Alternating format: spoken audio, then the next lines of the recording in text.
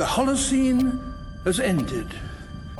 What we do now and in the next few years will profoundly affect the next few thousand years. The only conditions modern humans have ever known so far are changing, and changing fast. Nothing stays the same on this planet. Everything changes. The Earth is going into one of these jumps, and you don't know what is going to be on the other side of those jumps. The Earth is always jumping.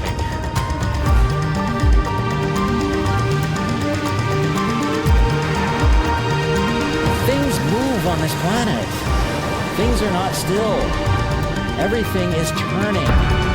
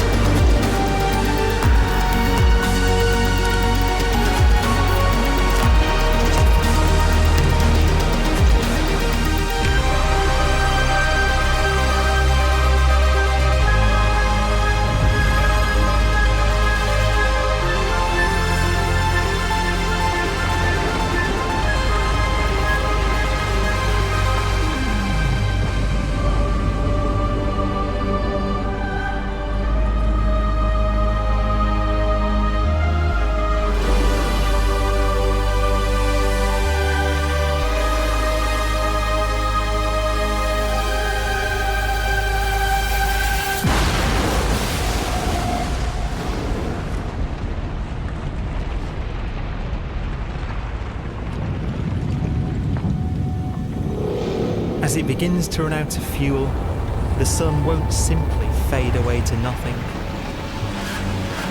Its core will collapse, and the extra heat this generates will cause its outer layers to expand.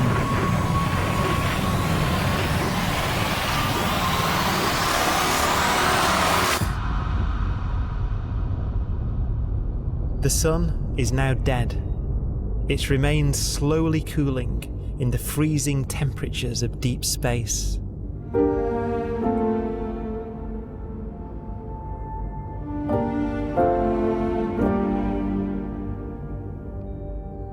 The fate of the sun is the same as for all stars.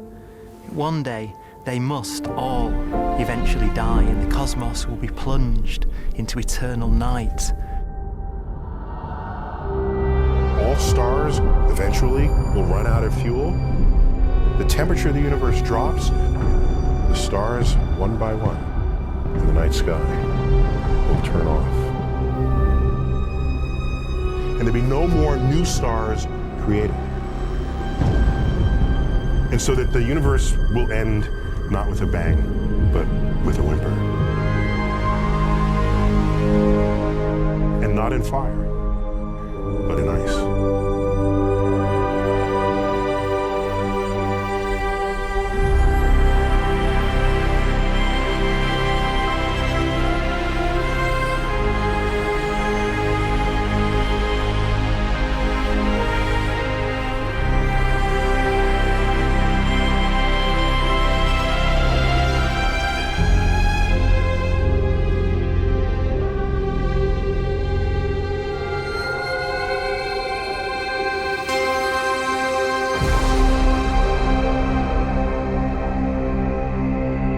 With no fuel left to burn, a white dwarf's faint glow comes from the last residual heat from its extinguished furnace.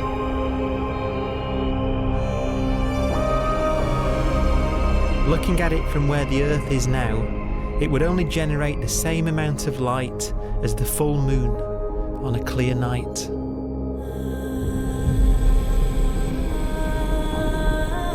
The faint glow of white dwarfs will provide the only illumination in a dark and empty void littered with dead stars and black holes.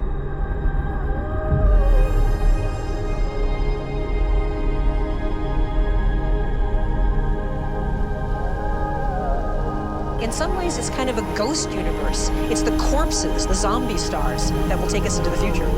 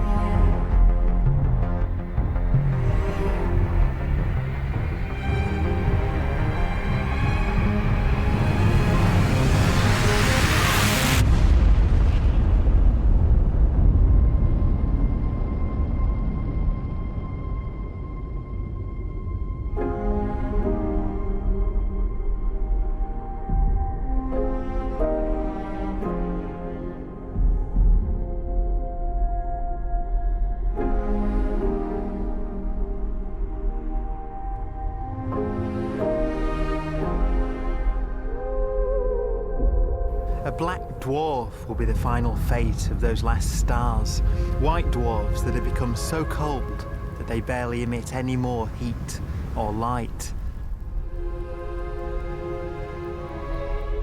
Black dwarfs are dark, dense, decaying balls of degenerate matter, little more than the ashes of stars. Their constituent atoms are so severely crushed that black dwarfs are 1,000,000 times denser than our sun.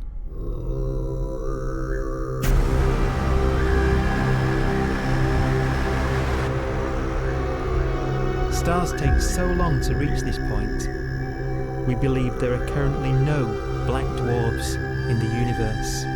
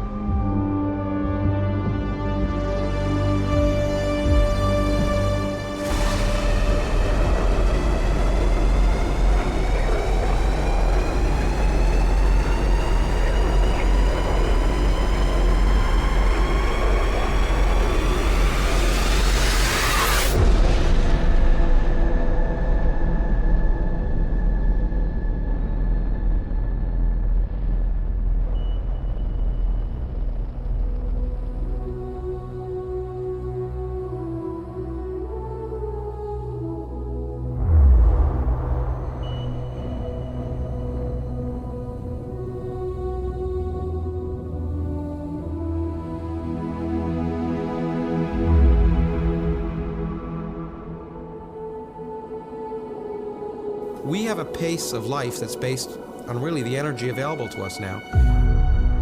You could imagine living conscious systems which have a very different pace and therefore can extend out at least a lot farther than you'd imagine otherwise. You could have a living system where if it had a thought every 10 trillion years, that would seem normal. Even if our life dies out, one could imagine at some time arbitrarily far in the future, a fluctuation occurs which allows intelligent life to exist again for a little while. So you might have islands in time of intelligence.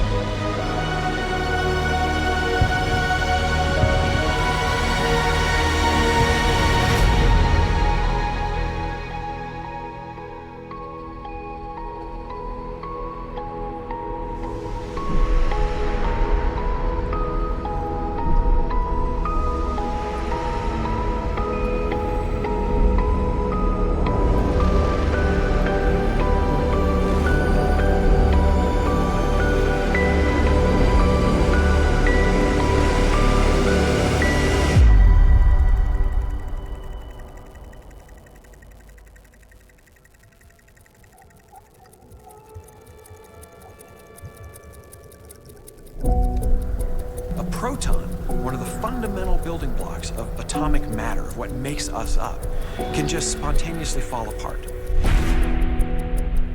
Any material that evades the pull of a black hole eventually dies away as its protons disintegrate.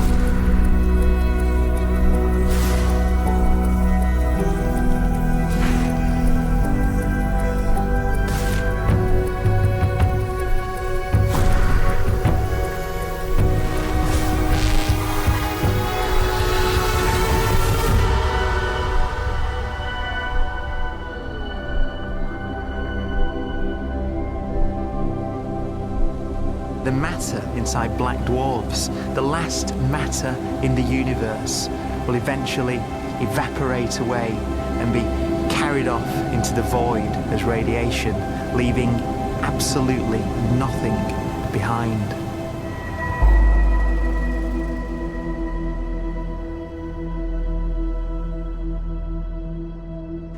With the black dwarfs gone, there won't be a single atom of matter left. All that will remain of our once rich cosmos will be particles of light and black holes.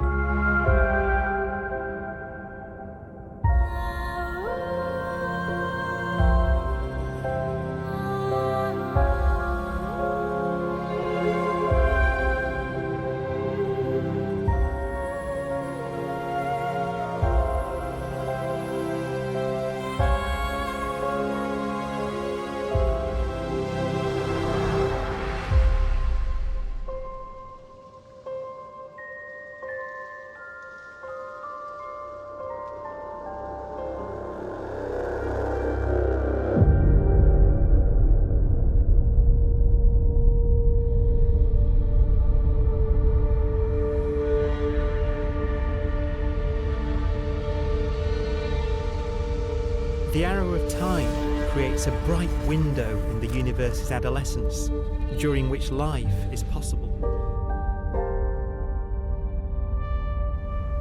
But it's a window that doesn't stay open for long.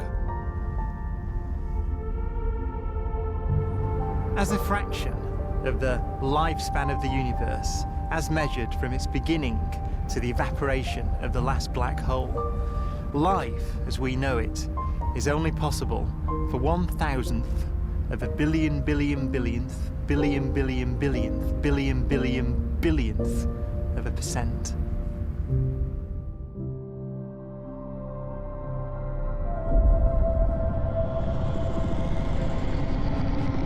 Black holes become the fundamental building block of the universe.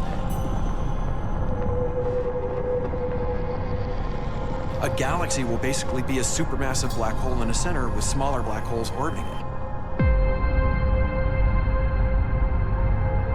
Zombie galaxies filled with black holes continue to evolve. They'll eat each other and they'll get bigger, and maybe they'll fall into the supermassive black hole and it'll get bigger. The universe will still be an exciting, dynamic place. It's just that the timescales you're talking about are now trillions of years instead of thousands or millions of years.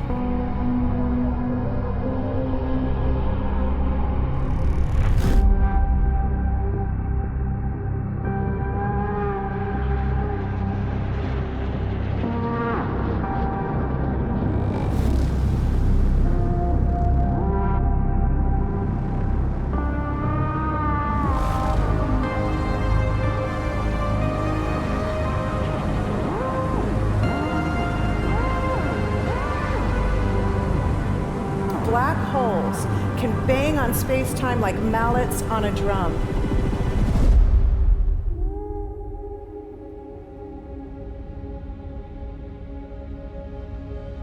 And they have a very characteristic song.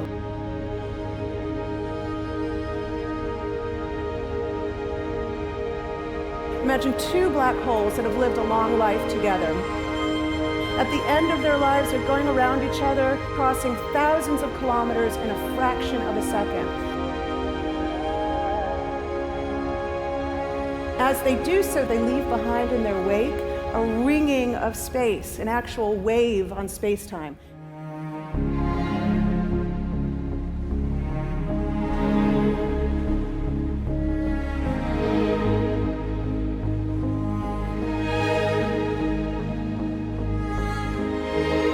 Space squeezes and stretches as it emanates out from these black holes banging on the universe. Those are the gravitational waves. They're literally the sounds of space ringing. And they will travel out from these black holes at the speed of light as they ring down and coalesce to one spinning, quiet black hole.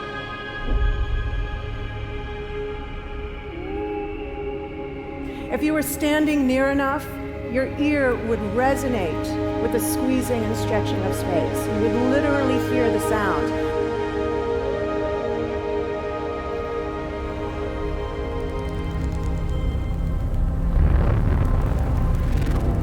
Imagine a lighter black hole falling into a very heavy black hole.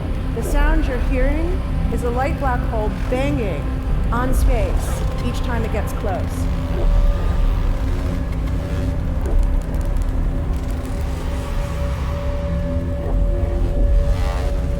As it falls in, it gets faster and it gets louder.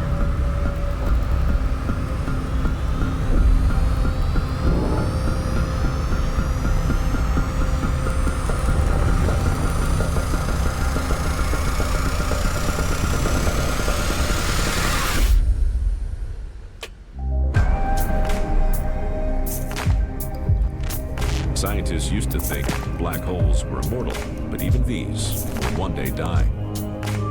Now we're talking about timescales of unimaginable length, quadrillions of years into the future. On that timescale, even the black holes begin to evaporate.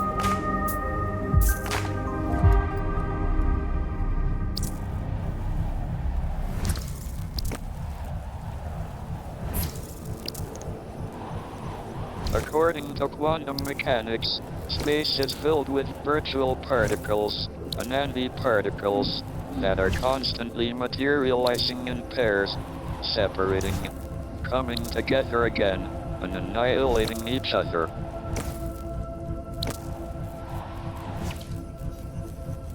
In the presence of a black hole, one member of a pair of virtual particles may fall into the hole, leaving the other member without a partner with which to annihilate. The forsaken particle appears to be radiation emitted by the black hole.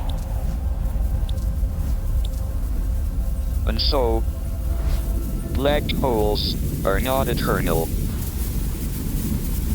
They evaporate away at an increasing rate until they vanish in a gigantic explosion.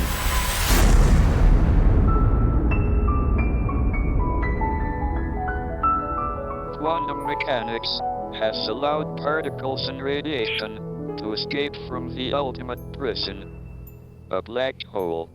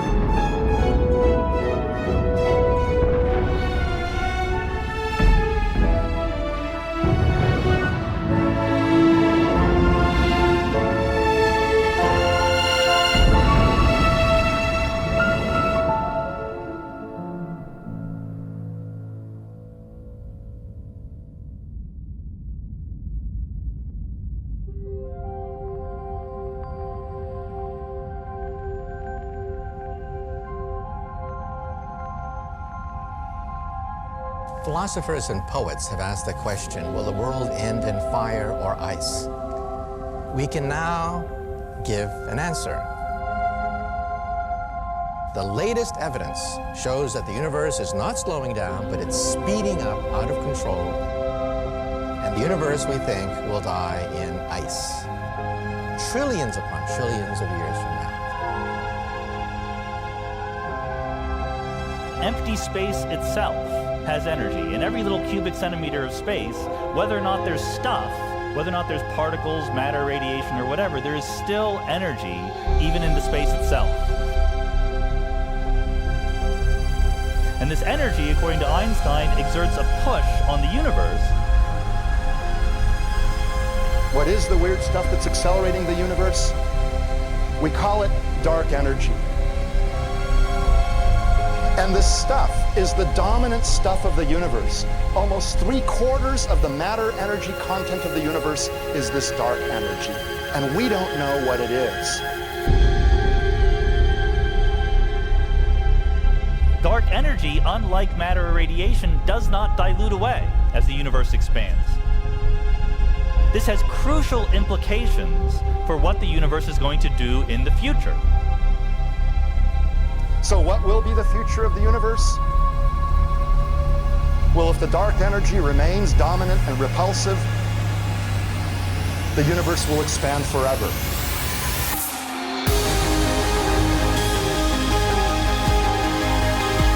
Faster and faster and faster with time. A runaway universe. 70% of the energy of the universe resides in empty space, and we don't understand why. But we do know what will happen. If that energy continues to be there, the universe will become cold and dark and empty. That's the future as it might be. We don't know because we don't yet understand the nature of dark energy. Until we do, we won't know the future. We won't even understand our own origins, and that's why we want to know and study this subject.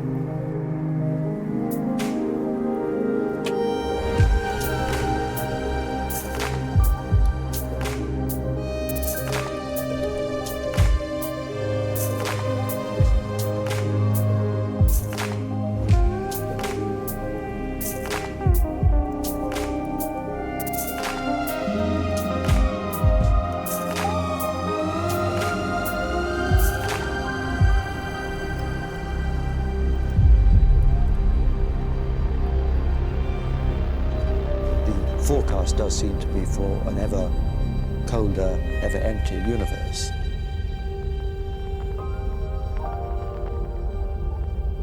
But then, of course, we have to ask, could that end lead to a new beginning? And there are ideas whereby what actually is the end of our universe could in some sense be linked to the beginning of a new one.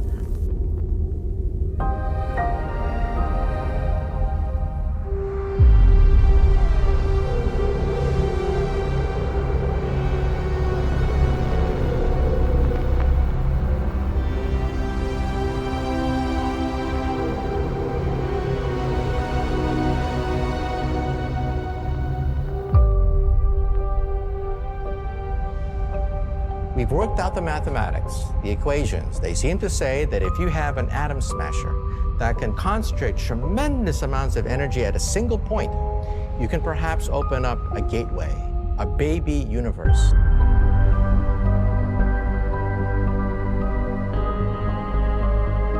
Facing the death of everything there is, this perhaps is their only possibility of escape. And this also raises a very intriguing possibility, sheer speculation, of course, that perhaps any universe that has intelligent life in it will create baby universes, will create lifeboats, and proliferate child universes. So an evolution may take among universes in the multiverse. Survival of the fittest may take place. So those universes which do not have intelligent life are infertile. They have no children. But those universes that have mild temperatures, stars like us, would create civilizations that could open up child universes, and they would then proliferate.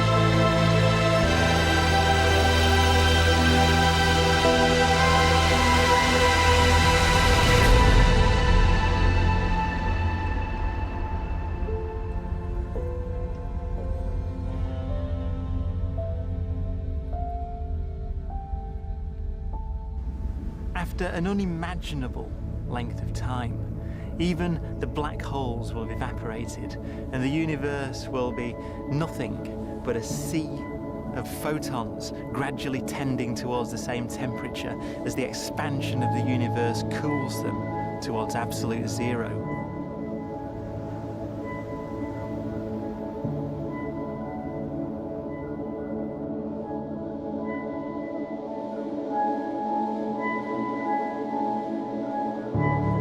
Once the very last remnants of the very last stars have finally decayed away to nothing, and everything reaches the same temperature, the story of the universe finally comes to an end. For the first time in its life, the universe will be permanent and unchanging. Entropy finally stops increasing because the cosmos cannot get any more disordered. Nothing happens, and it keeps not happening forever.